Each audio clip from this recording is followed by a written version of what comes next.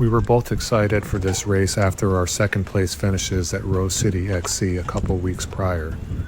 I assumed that the trails would be mostly non-technical because the first two race courses of the series were mostly non-technical, and I thought, if these trails are at a middle school, how technical can they be?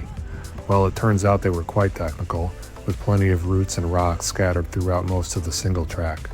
We were used to riding similar tech where we live, but I've never ridden those trails for a whole hour at race pace, so I quickly found myself out of my comfort zone.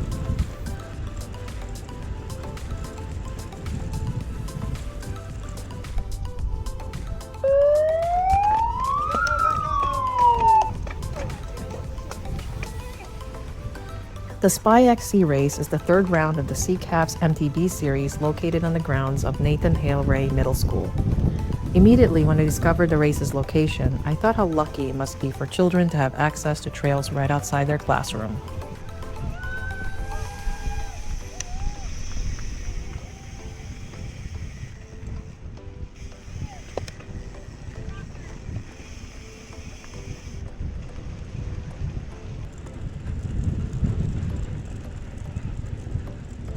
It was a 13-man field in the novice category. I got off to another slow start with issues clipping in, but I wasn't quite off the back. I was a little concerned because I knew it wouldn't be as easy to pass guys on this course. The trails are narrow, and with the roots and rocks, there is often only one good line to take.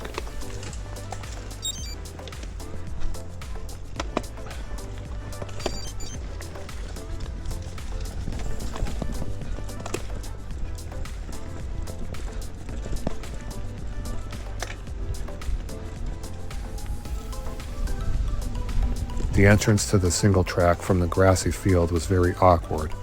It goes down a steep hill, then you make a sharp right turn at the bottom of the hill. I went too wide, went off the trail to the left and unclipped. Several guys passed me, and I was either in last place or close to it. Not the situation I wanted to be in. I would have to work hard to salvage a decent race.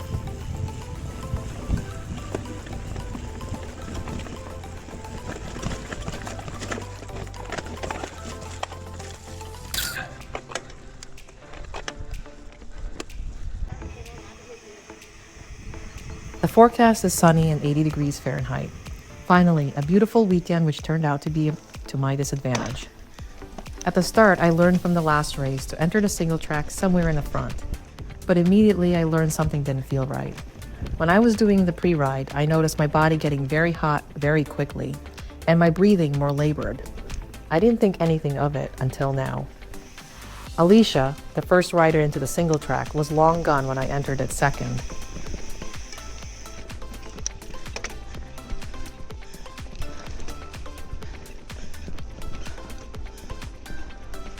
Shortly after weaving through the course is a mud pit with some tricky rocks. I didn't get it on a pre-ride, but this time I was able to ride through it.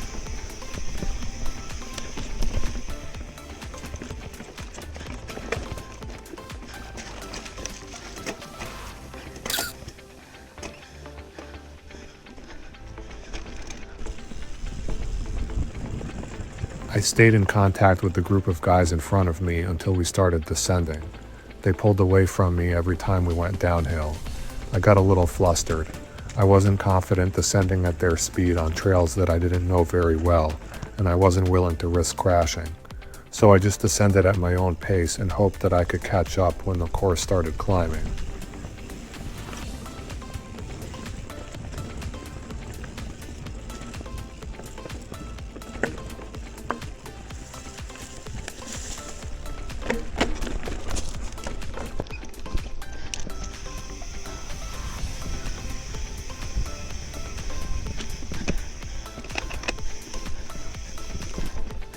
Lisa, the rider I've been racing with in this series, was right behind me. I felt like I was gaining on her, but I wasn't too sure. I rode the course smoothly but cautious about the overheating issue.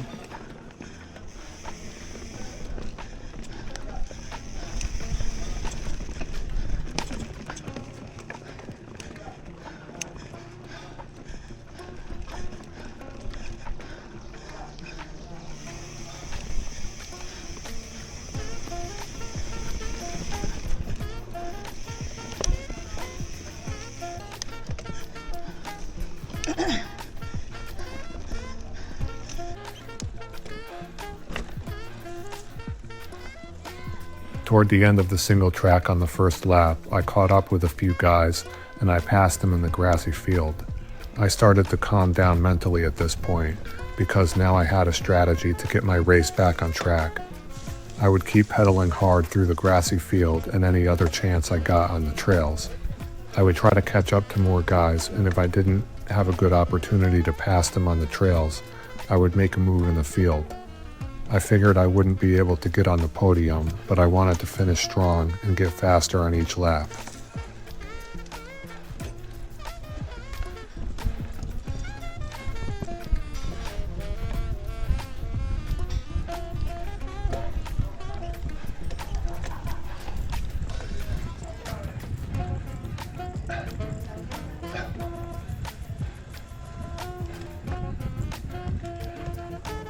Keep it up.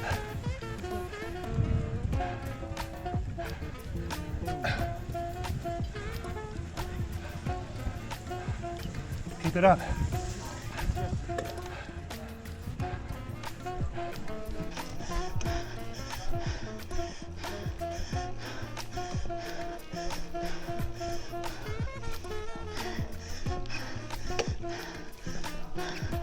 Lisa, is that you?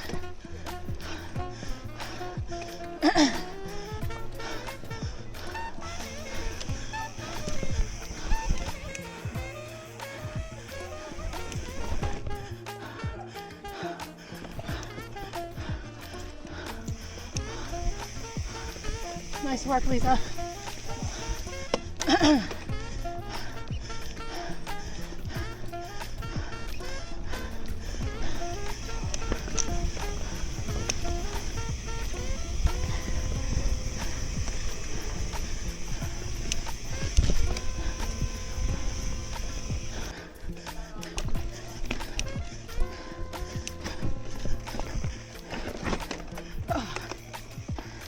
Jesus.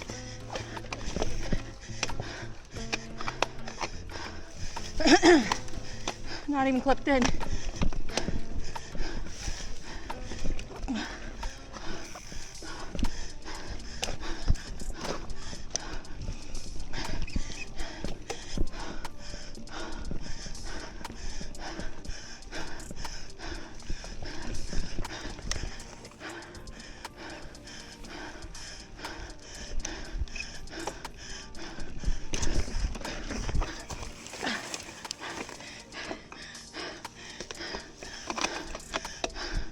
Damn it.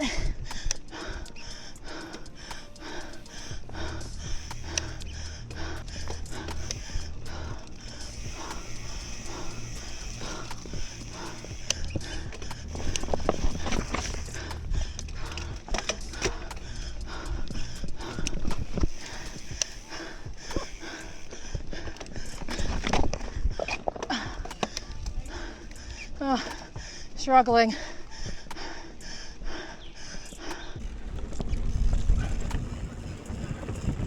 I continued making small mistakes along the way, but I rode a little better each lap as I got more familiar with the course. At several points, there were young kids spectating from the side of the trails, cheering the adult riders on. That lifted my spirit and reminded me that we were all there to have fun. And although I was struggling to ride the course cleanly, I was having fun. I was challenging myself and gaining experience that will eventually make me a better rider.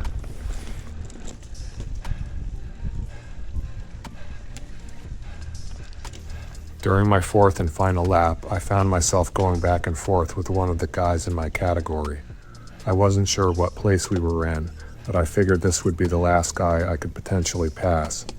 I had initially passed him in the field as we started the fourth lap, but he caught me on one of the downhill sections on the trail. I was confident that as long as I keep him in sight, I would be able to pass him at the end of the lap because he looked tired in the field earlier, and I felt like I still had plenty of gas.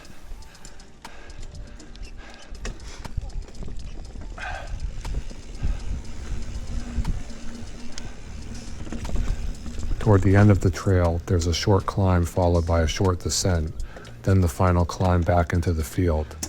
I was breathing down the guy's neck on the first climb, and he was willing to let me pass him, but I held off, knowing that he would likely catch me on the descent. Once we started the final climb, I got behind him again, and he waved me around. Part of me was hoping to sprint it out on the field, because I've never done that before. But when he waved me around, I knew I had the spot secured. I still went full gas to the finish line just because it feels good to finish that way.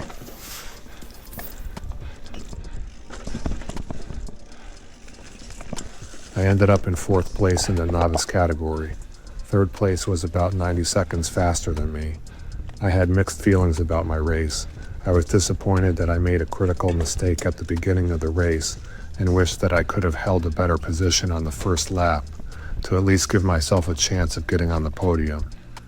But I'm happy with the effort I made to turn my race around.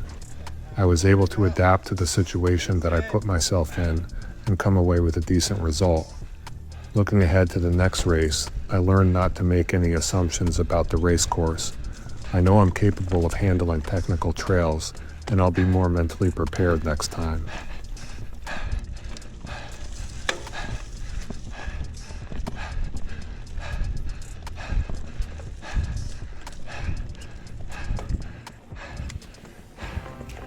Another big thanks to the CCAP, the event organizers and volunteers, for putting on another great event. The course was in great condition and it really kept us on our toes. And thanks to everyone watching our videos. We do this to document our experiences on the bike, but we also hope to provide some useful information to people who are new to racing or considering entering one of these events in the future.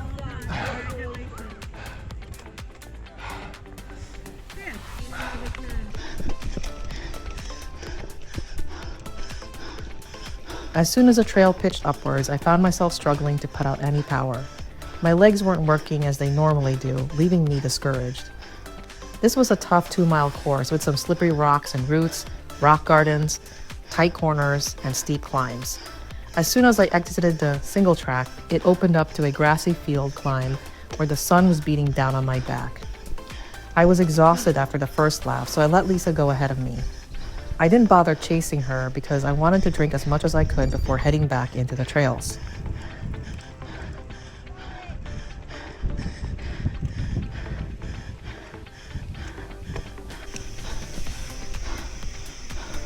I thought perhaps I could somehow close the gap, but unfortunately that was not the case.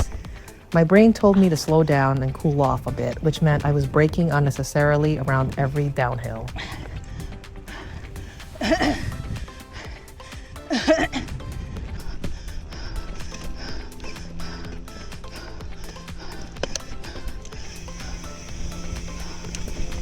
I wasn't aware of it, but this footage shows how much slower I went on the second lap.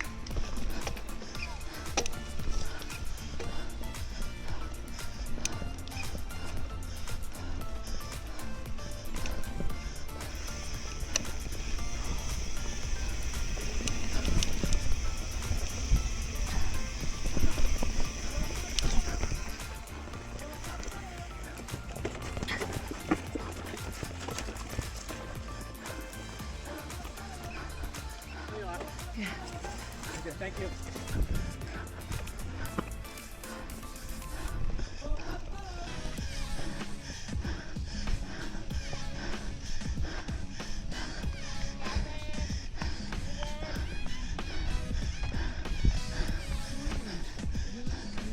Oh my God. Fast forward to the end of the third lap. I was Okay. hoping that would be my last lap, but then the announcer said I had one more lap to go. To say I was disappointed is a huge understatement. I pulled myself together, drank some more liquids, and put my head down. Oh, thanks.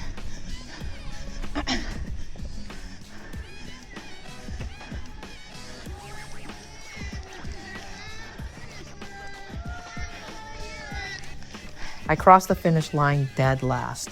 My first DFL ever. This was one heck of a race. There are so many things that I could think of that I could have done differently. Work on my heat protocol during warmer months. Not my best result, even after finishing third. Thanks always to the CCAP organizers and volunteers for another great event showcasing young kids racing their bikes. And thanks to you for watching our videos and interacting with us at events. Until next time, don't forget to enjoy your rides.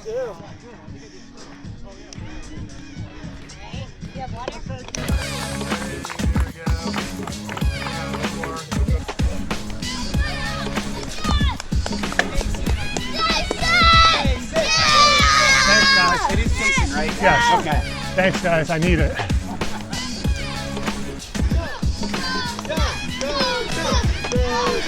Thanks, guys. Yeah. Riders. Thank you, guys.